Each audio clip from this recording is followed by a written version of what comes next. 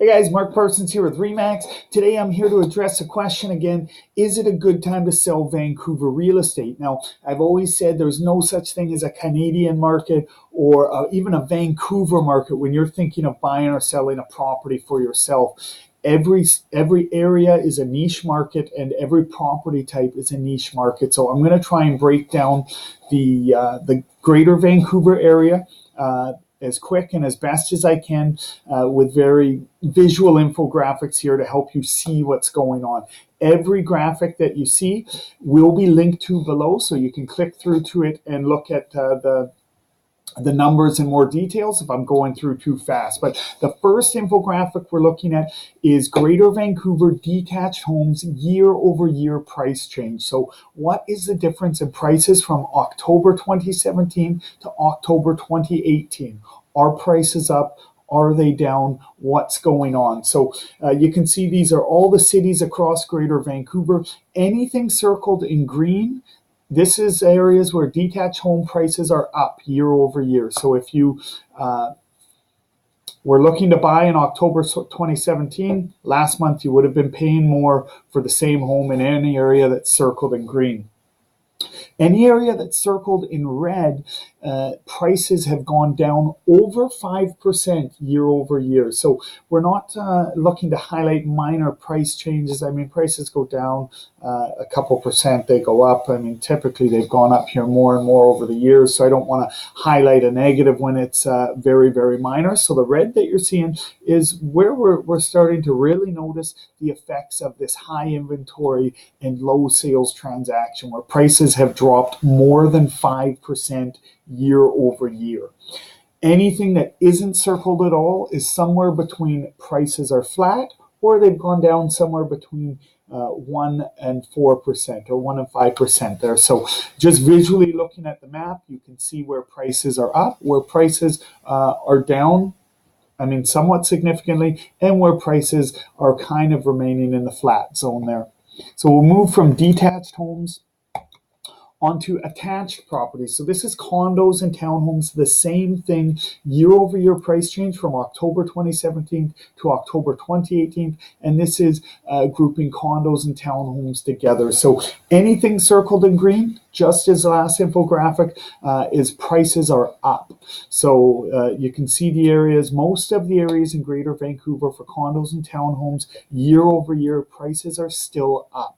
It's lower price ranges than detached homes, so there is a bigger buyer's market. It hasn't been as affected as we've seen with detached homes now. Now, the ones circled in red, again, these are areas where prices have dropped over 5% year over year. And anything that's not circled there, you've got Port Moody, West Vancouver, west side of Vancouver, East Van. So East Van is flat. Port Moody is down 1%. West Vancouver is down 4%.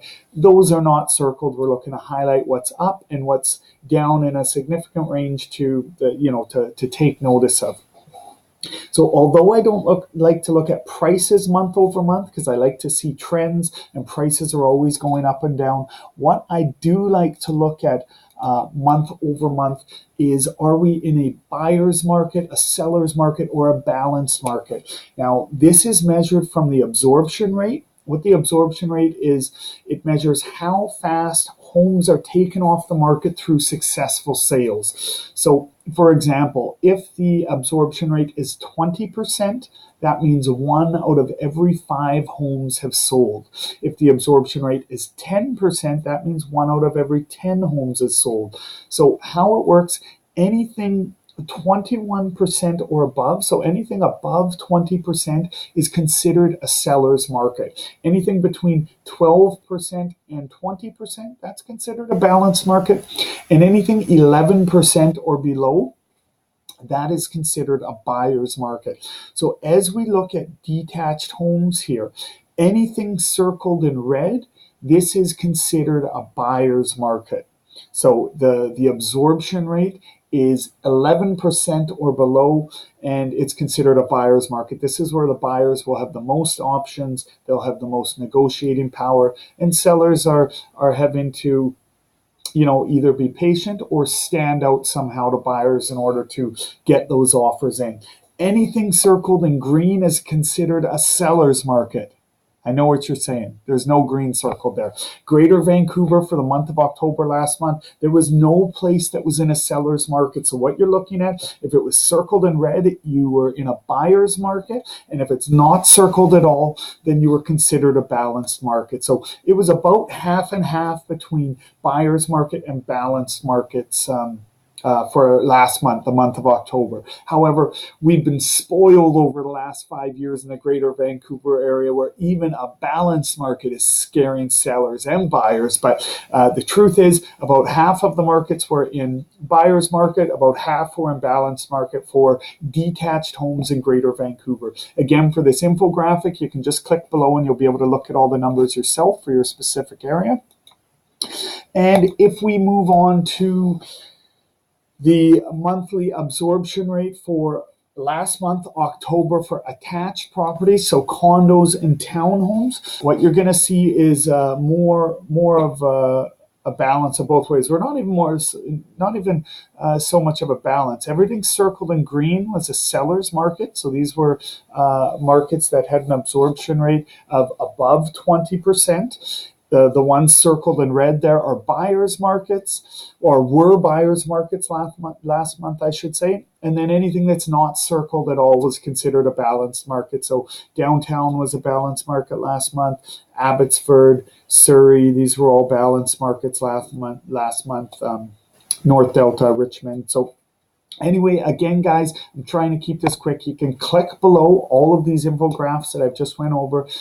You will be able to look at the numbers for your area. And if you would like much more specific numbers that even include neighborhoods of these areas, just call, text, email me, message me through wherever you're seeing this video, and I'll be able to get you the specifics on any one of these areas, which breaks down their individual neighborhoods. So other than that, that is the Vancouver stats for the month of October 2018. Any questions at all, guys? If I can help out in any way, let me know. Have a great day. Bye-bye.